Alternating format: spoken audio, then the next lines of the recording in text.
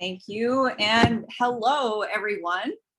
Welcome to The Current. This is the North Central Region Water Network's Speed Networking Webinar Series. My name is Rebecca Power. I am based at the University of Wisconsin-Madison Division of Extension, and I am your moderator for today. The North Central Region Water Network is a partnership among land-grant universities, 12 land-grant universities in the upper Midwest. And we are so pleased that you're here with us today. Today's topic is beach monitoring practices, outreach, and tools. So a timely topic for this time of year. Before we dive into our speakers, we just want to give you a few tips here for this format and how you can participate. So you can see it there on your screen. So we ask that you submit your questions for the presenters in the Q&A panel. So we have 4 speakers today. We have a bonus speaker for you. And after they all are finished, and we try to leave plenty of time for questions, but after they're all finished, we'll have a dedicated Q&A following the last presentation. And that Q&A panel can be found in the Q&A icon at the bottom of your webinar screen. If you are experiencing technical issues or difficulties, or you have a question more related to the North Central Region Water Network in general or the current webinar series, you can use the chat feature. So that's how we try to use those 2 different functions of Zoom, and that chat feature is also available at the bottom of your screen.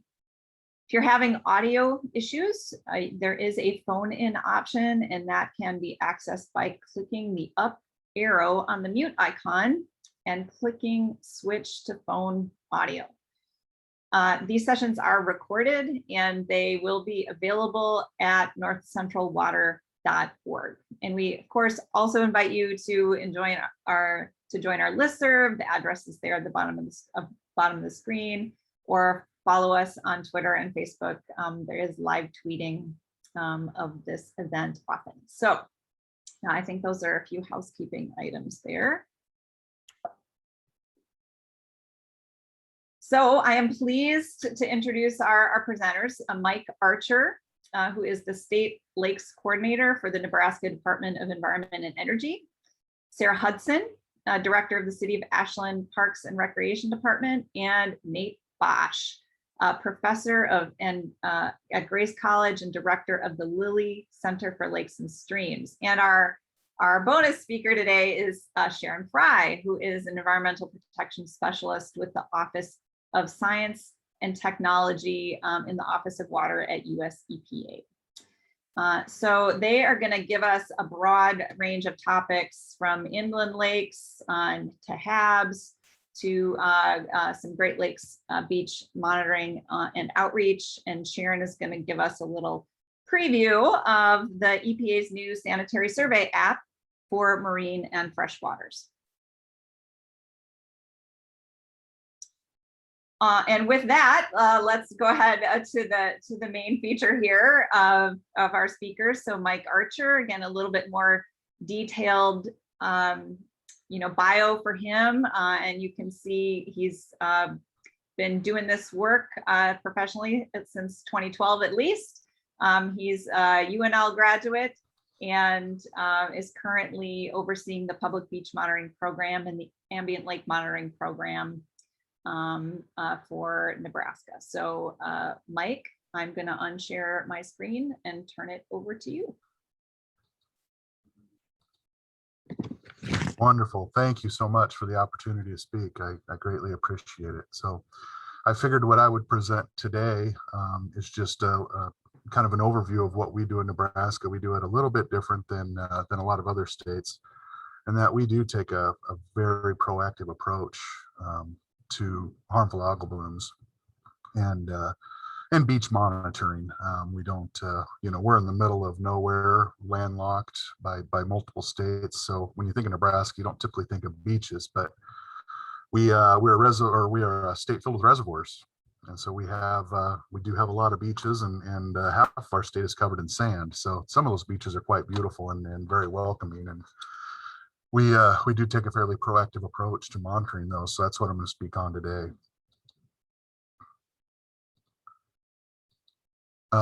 So we do sample 53 lakes, which consists of 56 beaches, and we sample those weekly, May 1st through September 30th. So we've got a 22-week recreation season that we sample, and we pride ourselves on actually the amount of sampling that we do. We sample for 2 human health parameters at those public beaches, E. coli bacteria, of course, and then the one we're here to talk about today is microcystin, or the harmful algal bloom indicator toxin.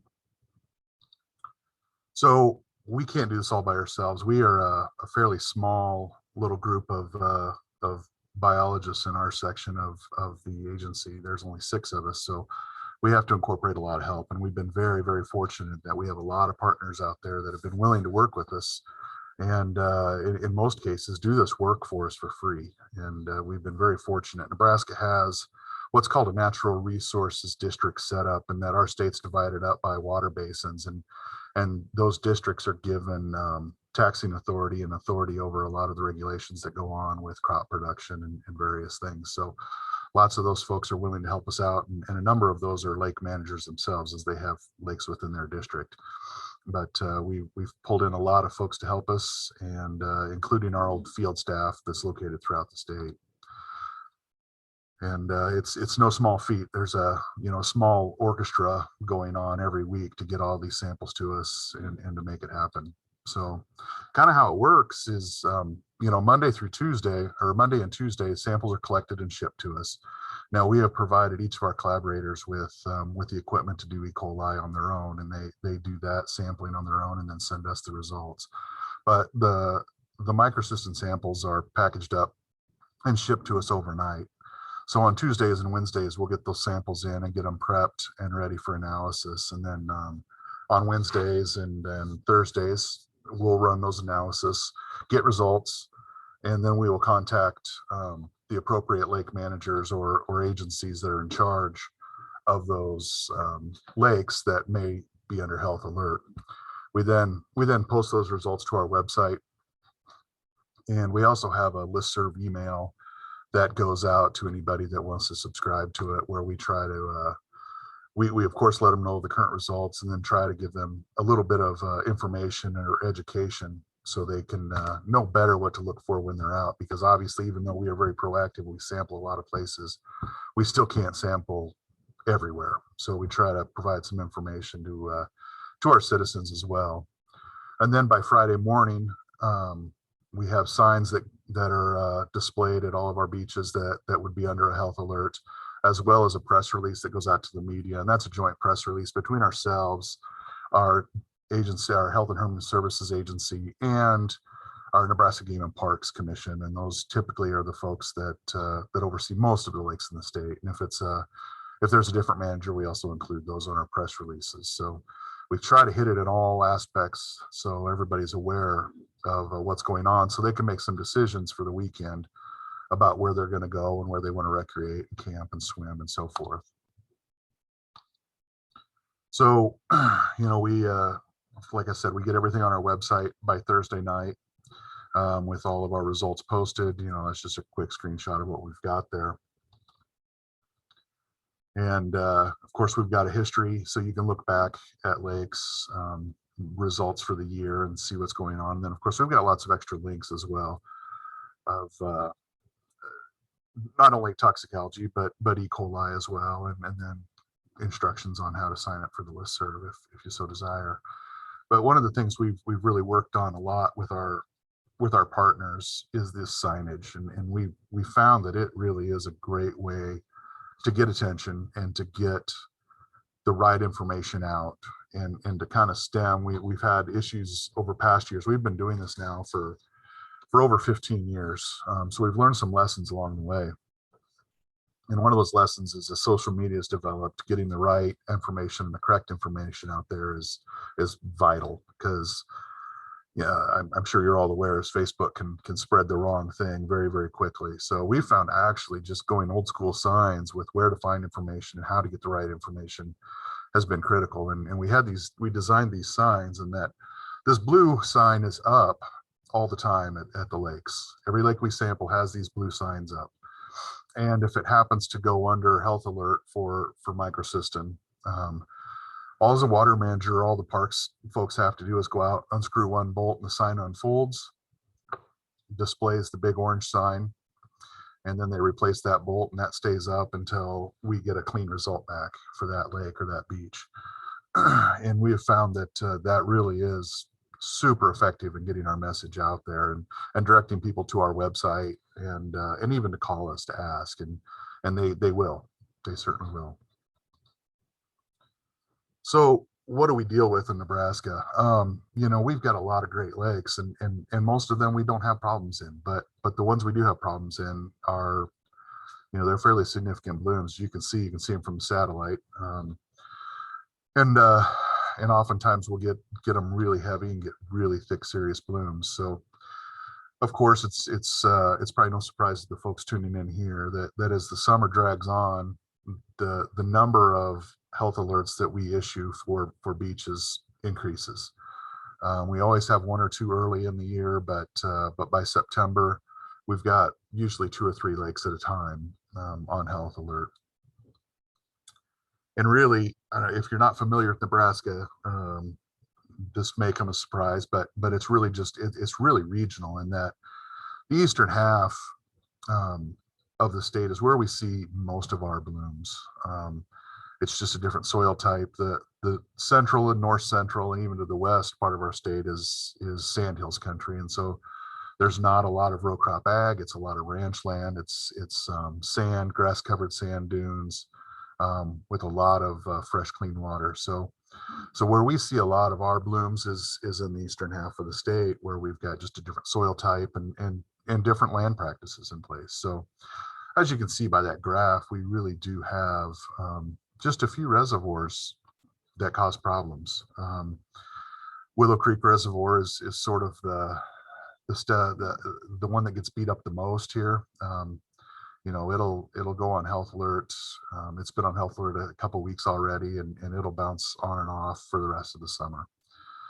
You know, and we've got a couple others that are what we like to call repeat offenders.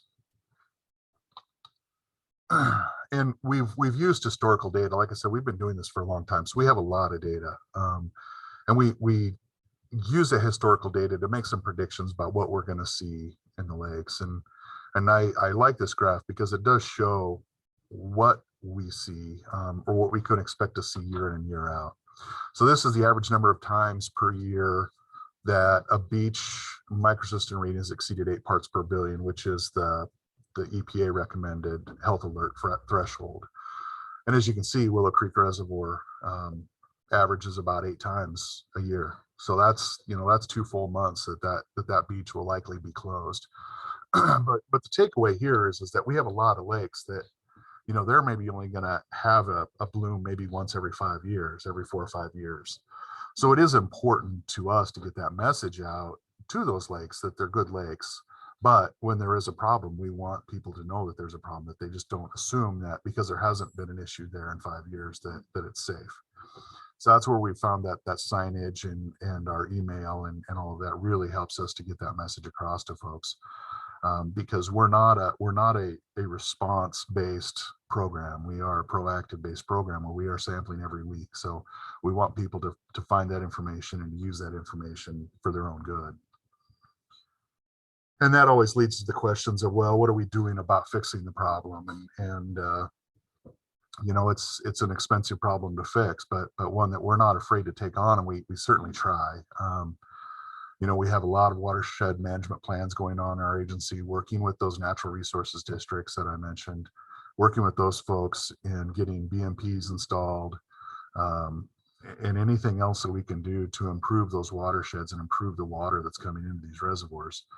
As well as we have a lot of research partnerships going on with, you know, we're in the same city as University of Nebraska-Lincoln. We've got a number of other universities in the state that we work with and try to come up with new ways to fight this problem. As well as we have a really strong lake rehabilitation program in the state. Nebraska Game and Parks Commission has what's called an aquatic habitat stamp. So every fishing license that's sold, you pay an extra amount of money, and that extra money for that stamp goes directly into aquatic habitat lake rehabilitation. So we have a built-in partner. You know, we have EPA 319 Clean Water Act funds that we can use on lake rehabilitations. So we have a built-in partner with this Nebraska Game and Parks aquatic habitat money, as well as we have a Nebraska Environmental Trust, which is a trust set up using proceeds from lottery funds. That is a grant-based fund, so we are able to tap that on occasion, as well as those natural resources districts that come with their own money as well. So we have a lot of great partners, and we're able to do a lot of great work. We just finished up a very large renovation, our most expensive renovation yet in the state, on a reservoir just outside of Lincoln, Conestoga Reservoir. You know, and that was a 5-year project that spent many millions of dollars to rehabilitate, and we're very proud so far of the way that reservoir has turned out and how it's looking. So with that, I'll wrap it up and pass it on to the next presenter. Great, thank you, Mike, so much. And we have a great suite of questions happening in the Q&A. Thanks to a couple of you for switching those over from the chat to the Q&A. It'll really help us manage that later on. Let me see. I am now going to share my screen again.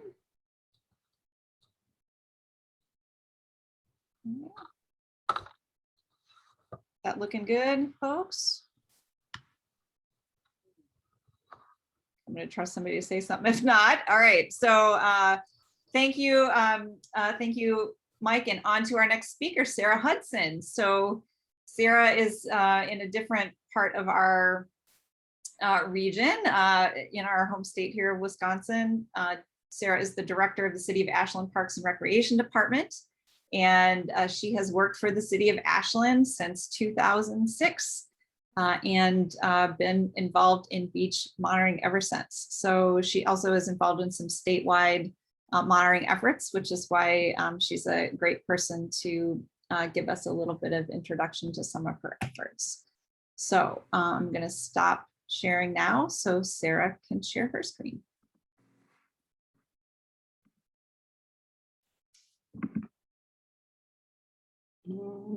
Thank you, Rebecca. Now, hopefully I can get this to work. There we go. Yes. It's always good when it actually works. So hi all, my name is Sarah Hudson. And as Rebecca said, I am the Park and Rec Director for the City of Ashland, Wisconsin, and then the co-chair for the Wisconsin Coastal Beaches Work Group.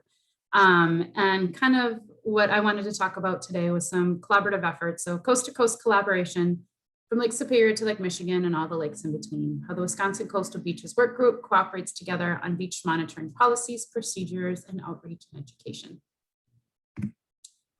The Wisconsin Coastal Beaches Work Group was started in 2015, and it's made up of professionals, researchers, and funders involved in managing and improving Wisconsin's 200+ Great Lakes beaches. We not only work with the Great Lakes beaches, but we also work with inland beach managers too, trying just having everybody, making sure everyone is on the same page when we're talking about monitoring, when we're talking about how we are going to do, again, what leading up to this is that policy and procedures work.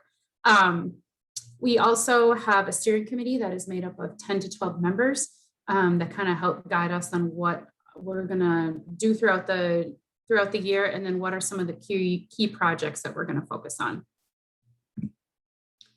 Some of the core functions for our group are information sharing, coordination and leveraging, stakeholder input, research guidance, and funding and information.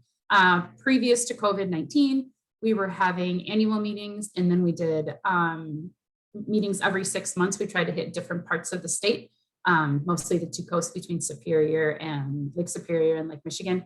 And then with COVID, we went on to do online meetings and then also some webinars, which we'll talk about in a little bit.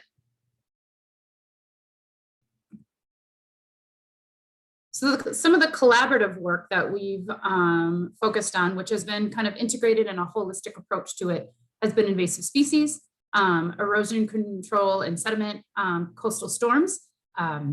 We have had a lot of experience with that up in Ashland. The picture you're looking at is Myslowski Beach right now, which got hit by about 4 storms since 2016, having us to redevelop that whole entire park for us. Water level changes, economics and tourism, water quality, dangerous currents, harmful algal blooms, similar to what Nate just got done talking about, habitat modification, and then rehabilitation, and then green stormwater infrastructure, and just implementing green infrastructure where it applies. And then I guess the most important thing is why our beach is so important. And why did this group start to talk about, to try to make sure that we're all at this working together to improve our beaches. Beaches are important for environmental and ecosystem health. They're also important for public health and safety. I mean, what else are you going to do when it's a really hot day and you're going to be able to go out to the beach and you want to take advantage of, you know, being outside and having fun. They're also important for local recreation and tourism to areas.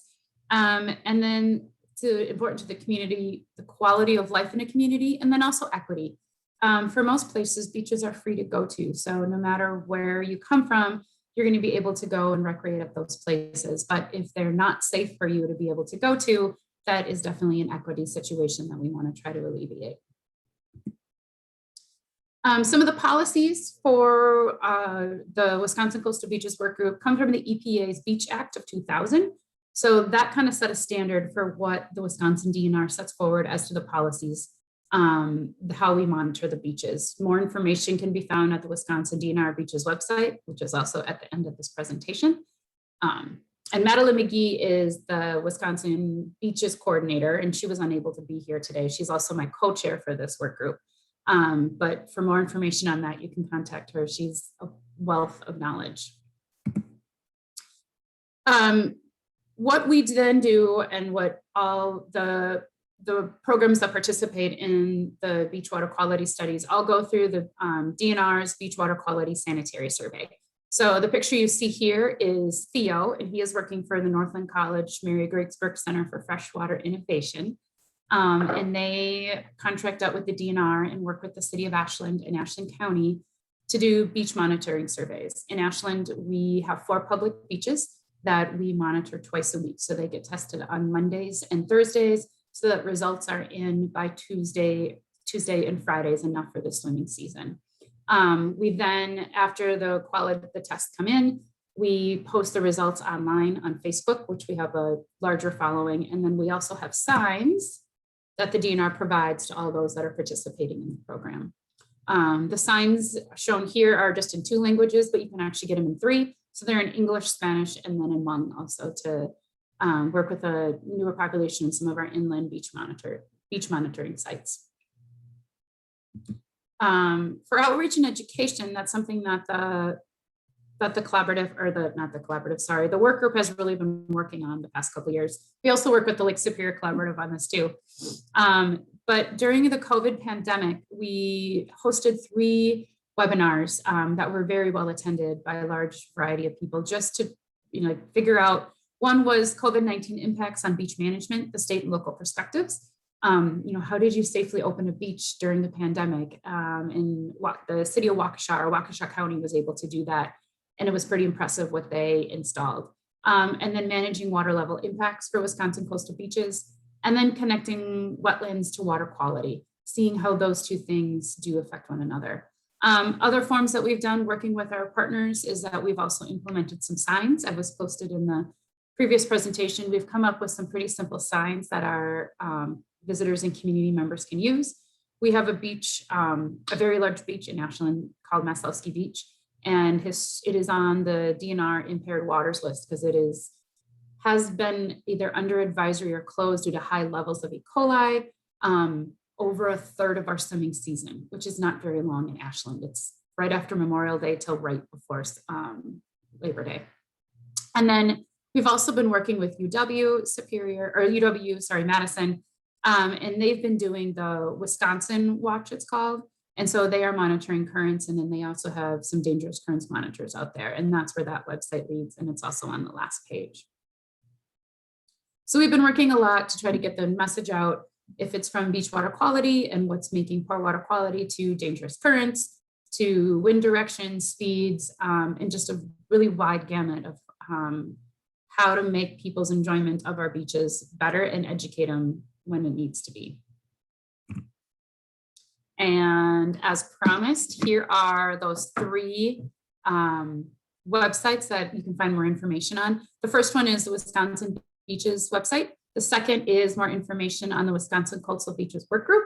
And then the last one is the WISC Watch, which is the one with UW Madison, and monitoring wind direction and water quality and water temperature throughout the Apostle Islands that are just north of Ashland.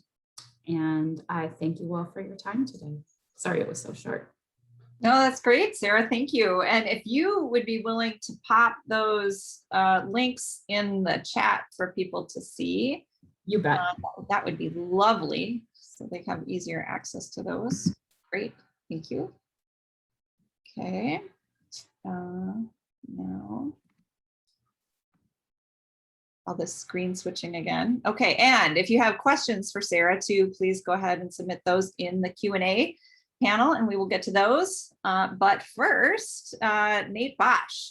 So Nate, thank you for joining us. And Nate received his PhD from the University of Michigan in limnology. Doing a bunch of good stuff there, and is currently a professor in environmental science program at Grace College and directs the Lilly Center for Lakes and Streams at Grace College. And Nate, and you're going to be talking about inland monitoring in Indiana. So I'm going to stop sharing my screen so you can take it away. All right, thanks, Rebecca, and thanks to all of you for joining us here. All right, I think we're good there. All right, so yeah, we're going to talk a little bit about Indiana now, switching gears from Nebraska to Wisconsin to Indiana, and talk about algae toxins as well as E. coli in some of our Indiana beaches. So first off, let's start with a little bit of context for where we're at here in Indiana. So you can see with the county map there in north central Indiana, we've got over 100 lakes in our county. Lake Wawasee, which is our largest natural lake in Indiana, Lake Tippecanoe, which is our deepest natural lake in Indiana. We've got lots and lots of streams, over 600 miles of streams, and we have the Tippecanoe River, which flows through the center part of the county right here, which is considered one of the top 10 most important rivers to be preserved by the Nature Conservancy. And we also have the north-south continental divide, which goes through kind of the northern quarter here, where this water goes up to the Great Lakes and the water down below heads down to the Gulf of Mexico. So a pretty cool county that we get to work in here. So what is the Lilly Center for Lakes and Streams? We work out of Grace College, which is a Christian liberal arts college here in northern Indiana. Our mission at the Lilly Center, making our lakes and streams clean, healthy, safe, and beautiful. How do we do that? Our strategy, we want to solve problems strategically. We want to identify new challenges on our lakes through our research. Also then in the education, we want to inspire the next generation of what we call water literate citizens. Some behaviors we want to change right now, we can't wait a whole generation for. And then we collaborate with other organizations to be more efficient and effective. We're going to focus on research and specifically a couple of our research angles, but just to give you an overview of some of the other research things we're working on at the Lilly Center. We do lake and stream sampling. Lake sampling happens weekly during the summer months from Memorial to Labor Day. Stream sampling happens year round, every 2 weeks or more often when we have high flow events. We've been doing some economic impact analysis of our lakes. We found that our lakes bring in over $300 million into our county alone each year. We've also been doing some historical trends analysis. We have some data going back all the way to the late 1800s. It's kind of sparse, but we've been looking at some potential historical trends. We've looked at lake water levels as well on our lakes. We had a drought back in 2012, which dropped the lake levels, and we looked at influences of that. We had a lot of pointing fingers that year of who was causing that. We've looked at public sewers around lakes. Some of our lakes have moved from septics to public sewers, and we've done some research on water quality impacts from that. We've looked at nutrient budgets. That's something we're doing currently, adding up all the inputs and outputs of nutrients into some of our lakes. We've looked at boating and how boats stir up the bottom of lakes and bring nutrients and sediments up into suspension and how that might influence water quality. We've also looked at zebra mussels on our lakes and the connection there between zebra mussels and blue-green algae or cyanobacteria, which is interesting. We've had zebra mussels move in and clear up a lot of our lakes, but also we think shifting more towards blue-green algae in the process. We've looked at weed control, things like starry stonewort, also shoreline vegetation, how that might help with some of our lakes. But what we're talking about here is E. coli and algae toxins. So the first project is an E. coli research project. We've got 7 public swimming beaches across our county. 3 of them are in the county seat, which is Warsaw, right in the middle of our county. 2 of them are just within a quarter mile of each other here, Pike and Center Lake. These 2 public beaches in particular have been closed over the last 15 years before this study about 1/3 of the time due to E. coli levels above the EPA 235 level. And so we wanted to figure out why. And so you can see these 2 lakes. You can see there's a public swimming beach on Center Lake. In the southern part of the lake, you can see the pier coming off here. And in Pike Lake, along this shore, you can see the beach. If we zoom in on those 2, you can see them a little bit better. Here's our sampling. Each of these circles are where we sampled. We call this the vertex, kind of the elbow. These piers go all the way down into the bottom sediment. So they're concrete filled all the way to the bottom. So there's no flow of water underneath these piers. And you can see that we also went along the shoreline a little bit as well. So this is Pike Lake here and then Center Lake. Both of these piers come off the shore pointing towards the west, which is going to be important when we look at the data that we found. So what are some of those results? Well, we found the left side of both piers had higher E. coli levels. That also is where most of the swimming happens. Unfortunately, near shore had higher E. coli levels. So again, these near shore areas had higher levels than a little bit more offshore. We found higher E. coli levels in the vertex sites, in these sort of elbows in the middle there. Southerly and westerly winds, which is what we have in our area here, are likely leading to higher E. coli levels just due to how these piers are oriented. You can imagine wind coming up from this direction is going to stagnate E. coli back in this warm, stagnant little corner. We also noticed Center Lake during the study had consistently higher E. coli levels compared to Pike Lake over the beach closure limit about half of the time. So some other results that we noticed, we didn't see any connection between pH, water temperature, some other water quality measures. We saw a slight increase in E. coli with swimmer activity. We paid attention to swimmers, swimmer populations each of the days of the study. We did a little bit of microbial source tracking on Center Lake, which had the higher levels, and we did that successfully in those vertex areas and also a storm drain. We found the match to be gulls rather than people or geese or ducks or dogs. So recommendations, we made 3 recommendations to the city that own these 2 public swimming beaches. One was reduce the gull population. The mayor didn't like that recommendation as much. Another recommendation was re-engineering those piers so that some water flow could happen under those and you wouldn't get that stagnation. That's in the engineering process right now. The third, and proved to be a pretty good recommendation, was what they had been doing before is they would pass over and turn the beach sand over each morning, kind of like turning the soil over with a little tillage implement behind. And instead now, since we did the study, they have a hopper behind a tractor which skims off the top of the sand, and any goose poop or gull poop that happens to be there then goes in the hopper and then into a into a dumpster. And since then, we haven't had E. coli issues on either of the two beaches. And so we're pretty happy about that. Switching gears to blue-green algae on our lakes. We started with a pilot study back in 2009. We had 63 parts per billion in one of our lakes in a shoreline area. So we knew we needed to start looking at this. We started characterizing the problem and partnering with others, figuring out timing and consistency. We looked at other toxins other than just microcystin. We looked at cylindrospermopsin, anatoxin A, saxitoxin, and BMAA. We tried to forecast, and then we also tried some rapid screening techniques and tried some predictions. Didn't really work so well. And so what we ended up with was doing weekly sampling ourselves, then with notification each week. And so we have 7 public swimming beaches that we do the microcystin testing at every week, 14 open water sites. So that would be the deepest part of each of those 14 lakes. We use ELISA in our own lab here on campus. The notification is an opt-in email system that people opt into. And yeah, some of the things that we've seen, we're looking at mostly lower microcystin levels than what some of the rest of you might be seeing in some of your lakes here in northern Indiana.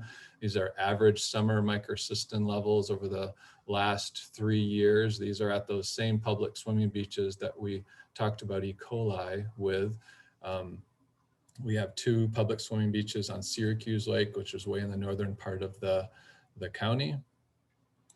We look at the maximum microcystin rates. We have what we have set up here by the Indiana Department of Environmental Management as the dog recreation threshold of 0.8 parts per billion. That's that black line across there.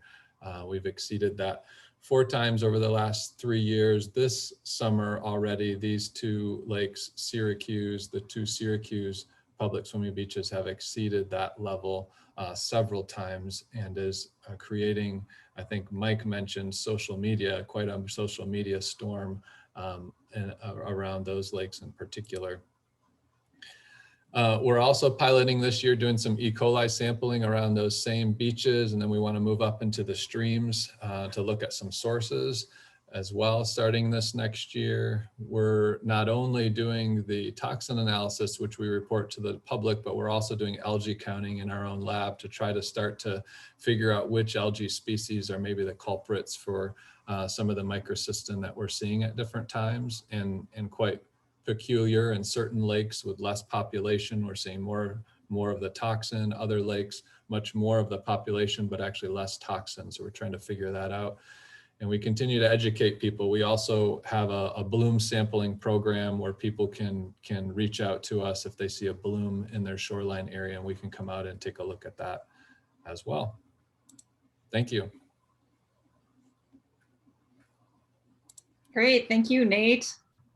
Okay, and the bonus round. And thanks for all those great questions in the Q&A. All right. So, so one of the purposes for the North Central Region Water Network Speed Network, the current, we call it our Speed Networking Webinar Series. And one of the reasons we call it that is because we know these are snapshots of programs, but we want to introduce you to the work of great people like Mike and Sarah and Nate. And Samantha Fontenelle is the person who is the point person for the new EPA's new sanitary survey app for marine and freshwater. So while Samantha couldn't be with us today, we wanted to introduce you to her. So Commander Samantha Fontenelle is a commissioned officer with the U.S. Public Health Service stationed at US EPA right now. And you can read a little bit about her here. We are also fortunate to have Sharon Fry with us, who's standing in for Commander Fontenelle.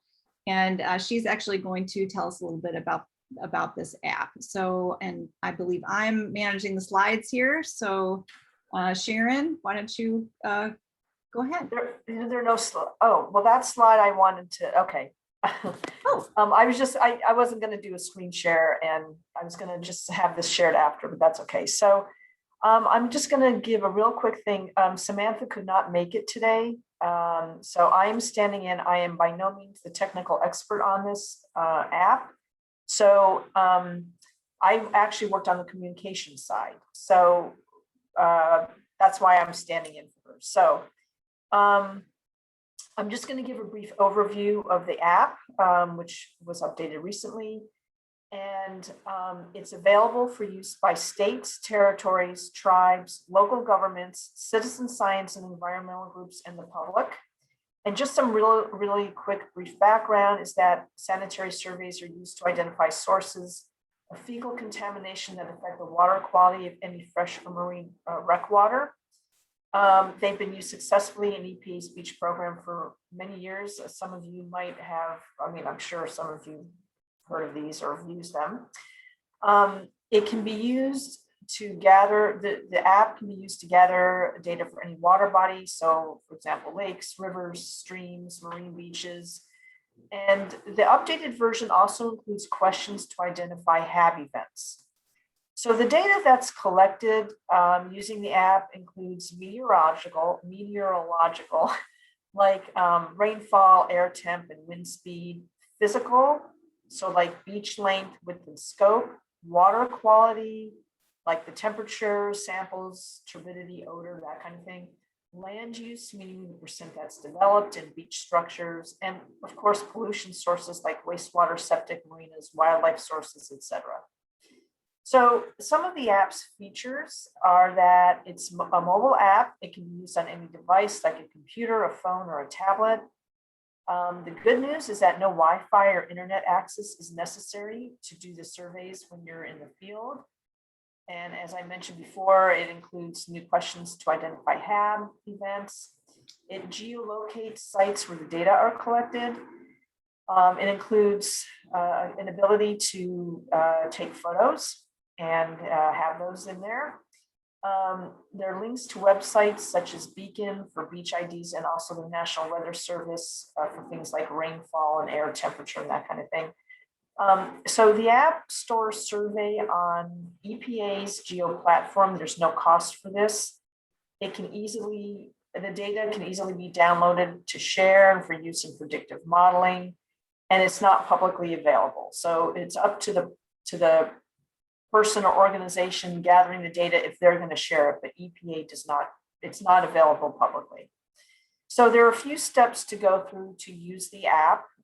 First is you would request credentials from EPA, and then you would download the Survey 123 app from the App Store, and you can only use our app through Survey 123. So you have to download Survey 123, and then you could, then the next step would be you download the sanitary surveys in the Survey 123 app, and then of course you can begin collecting data. So I know this is very quick, very brief overview. I do want to offer that we are happy and willing to provide webinars to this group, or anybody on this call, if you guys are interested. And if you are, I don't know the best way to get, but you can get back to me. And then I can work with Samantha to, to set those up at your convenience. So I do want to offer that. And they're real training sessions. So like she walks you through everything, she explains everything. You can ask questions in the chat or, in person. I mean, not in person, but, like talking. So anyway, I want to offer that. And that's it. Great. Thank you, Sharon. Yeah. So this was our okay, Sharon, I think you were the one that contacted us to say, hey, we're going to have this training available. And so, we certainly want to support that, the North Central Region Water Network, and also, give you all the opportunity, here to hear first, folks, to take advantage of Sharon's offer. And Sharon, if you could put your contact information in the chat too, just so people have easy access to it, that would be great. I will do that. All right. Super. Okay, now on to this rich group of questions that we have from folks. So back up to our first question, which is from Hal. And this was during Mike's presentation asking, how do the lake managers test for E. coli? And he asked about Quantitre. Yeah, that's a great question, Hal. We do use Quantitre 24-hour tests for all of our E. coli issues. And I can jump on for that next question too there as far as the threshold number for E. coli.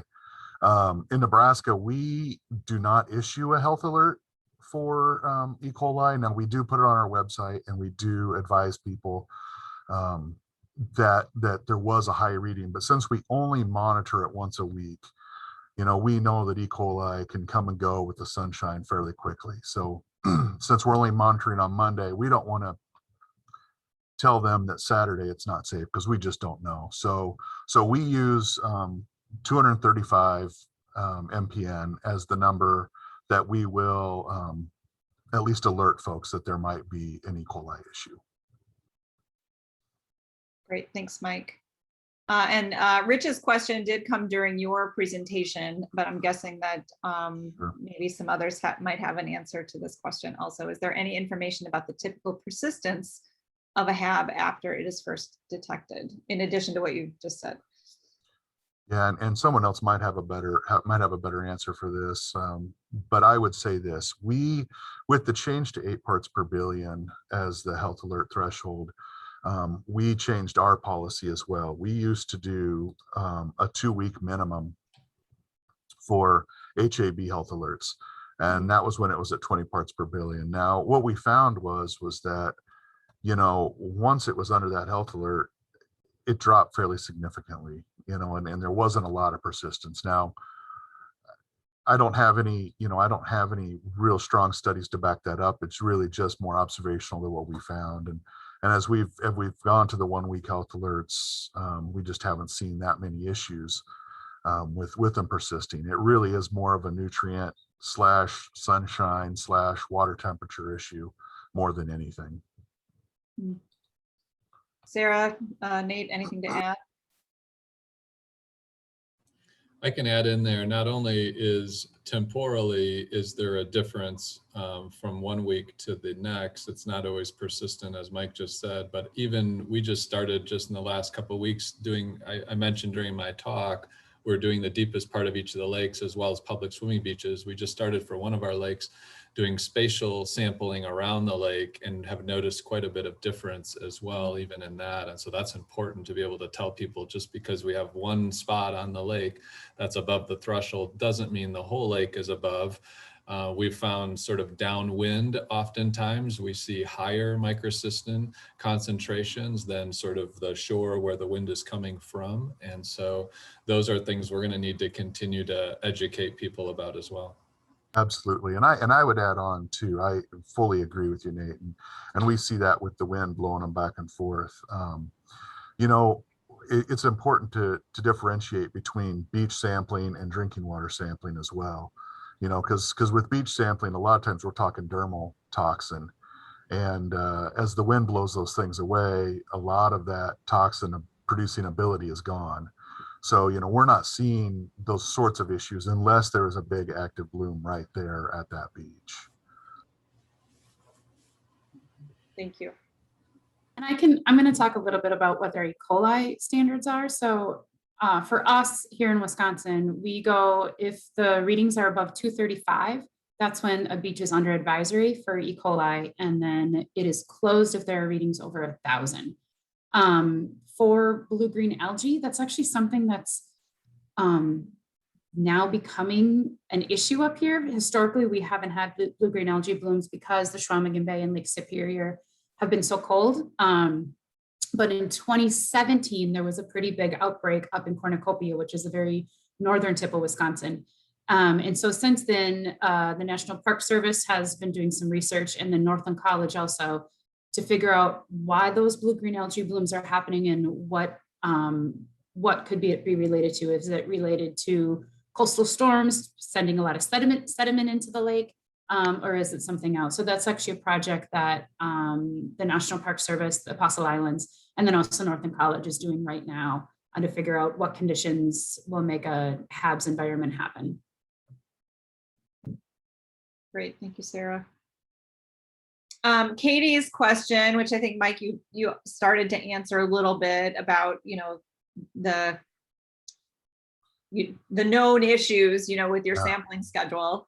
Is there anything else you wanted to add to that? Like if you've done midweek sampling and, Sure. and I also just add a tack on question about the percentage of your lake use that's on the weekends versus the week, like, cause you're obviously targeting the weekends. And then she asked about, a methods question there. Sure. Yeah, I'd be happy to answer.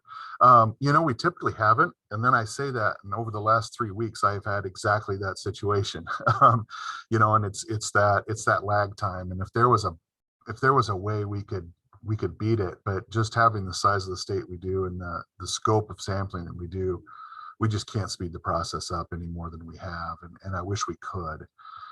We don't typically do any midweek sampling. And to get into why we don't, it will answer your methodology question, that we do use a CAS machine and ELISA for microsystem sampling. So if you're not familiar, it's very expensive to run just one sample. It's much more affordable and much more easy for us to run samples in batches. So the 1 time a week sampling is really the most financially feasible method that we have. Great, thanks. Nate, this was my other, yes, those signs are so cool. So would you be willing to share the name of the vendor that you purchased your signs from? I would happily share it, but you're going to have problems getting the signs. They are actually made by our prison population within our prison system. They have a business called Quantico State Industries, and one of the job training programs they have is making signs for Department of Roads and other state agencies. So we designed the signs, and I'd be happy to share files with you guys if you need them, but you're going to have to probably find your own vendor.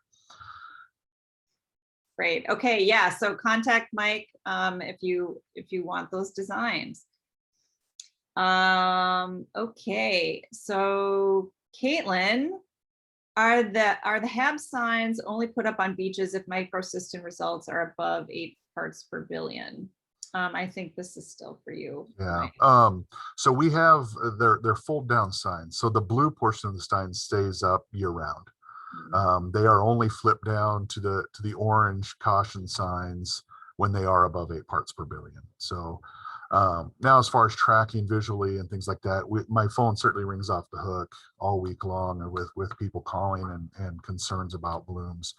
Now, depending on the situation, we will go out and maybe at least take a look or maybe take an extra sample if we can. But we try to stick to that once a week sampling. And as far as other factors, we do have I also oversee our ambient lake monitoring program, and we sample about 35 lakes every single year. And with that, we are getting those other lake water quality parameters as well. They're not directly tied to the beach monitoring, immediately, but that's more of a post data analysis sort of thing that we do. Great, thank you. I'm going to skip down to a couple of questions for some of our other presenters. And a question for Sarah. Did twice per week sampling spring out of follow-up sampling for identified issues are always part of the plan? It's changed over the years. We used to do 3 times a week. And then when the Beach Act funding funds were cut, we actually have come up with this system. So it works well to test all 4 of our beaches 2 days a week. And actually this year, we're also not doing the Nowcast system, which is a predictive system that tells when the beaches are going to go. We have done on that in the past, but it's not. Chequamegon Bay is a really interesting environment. A lot of the water current comes in and it actually goes counterclockwise. And there's just a lot of unique things that happen between the bay and then the Greater Lake Superior. So we found that Nowcast isn't as accurate as actually testing. And we can do some of that testing right at Northland College. So we don't have to send the testing off anymore. So the 2 days a week seems to work for our beaches. so that we have test results Tuesday if it happens to be really warm or anything like that after the weekend. And then it also preps us for that weekend coverage, and we can kind of steer community members and tourists to other beaches around the area that generally aren't affected by E. coli, just based on the rivers that are there, and then the other quantifying factors that can create E. coli. Right, thank you. And Kathy's asking, I think this was for you, Nate, if you have a reference for your dog threshold. Is that right? Yeah, so the 0.8 parts per billion. So we follow with all of our microcystin testing the same protocols and levels that the Indiana Department of Environmental Management uses, and they typically look to the EPA for where they're looking at different levels. And so that comes from them, and we just adopted that this year for the first time. And then, so if you just would Google Indiana algae, their website would pop up, and they actually have an animal board for the state of Indiana as well, which talks a little bit more about dogs and susceptibility to microcystin. So there's a little bit more information there. I don't recall exactly what their reference is for that, but we're referencing item. Great, thank you. Okay, let's go up to somebody upped this question about Hal's question about swimmer's itch.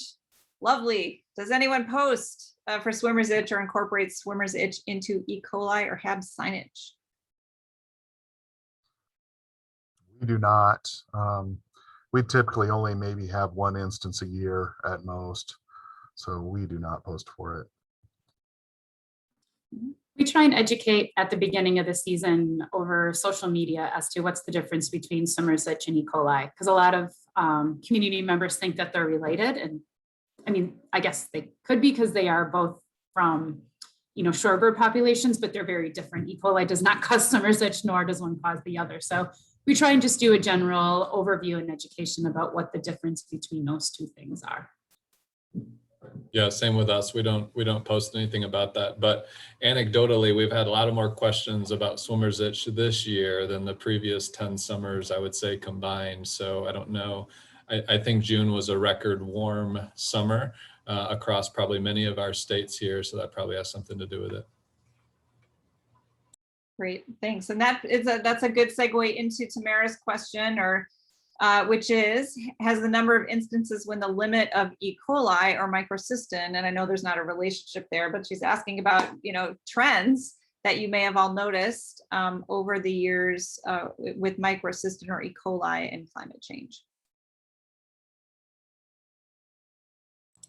I'll say for us, I mentioned historical trends in my talk, but when we go back to our data from 1875, it's actually just looking at temperatures. Like, people didn't start looking at microcystin or even E. coli until much more recently. And so I would say for us, there's just a lack of data to start to see any sort of trend in that direction. But having a warmer or more stagnant lake would definitely lead you to having more E. coli or microcystin issues. I would add to what Nate said. In Nebraska, we've been monitoring for 15 years, but not nearly long enough to make any sort of climate change predictions. But typically, what we've seen is we have a lot of reservoirs, and when we have bloom problems, oftentimes that's associated with lack of rainfall and lack of flushing events, where you get that stagnant, long residence time water that is going to cause more blooms. So. Yeah, and for us, we're actually working on that correlation right now. Since, let's see here, Duluth had a 500-year storm, I think it was, in 2012. And then in 2016 and in 2018, the Chequamegon Bay experienced a 1,000-year storm and a 500-year storm.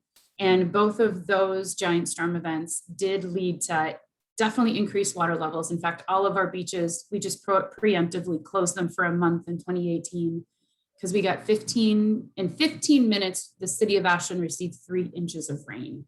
And then in 2016, that was the first time that a harmful algal bloom had been recorded by a National Park Service employee. And that was following a giant rainstorm that had happened south of Ashland but then had also hit on the Bayfield Peninsula, which is where cornucopia is at the top of. So that's some of the studies that we are doing right now, not me per se, but the working group that we're part of, and then some other collaborative efforts is to figure out what is that relationship. From an E. coli perspective, we've definitely noticed that beaches have I have noticed it even this year. It's been a very warm summer for us. I mean, we've had 5 days of 90-degree heat, which doesn't happen in northern Wisconsin.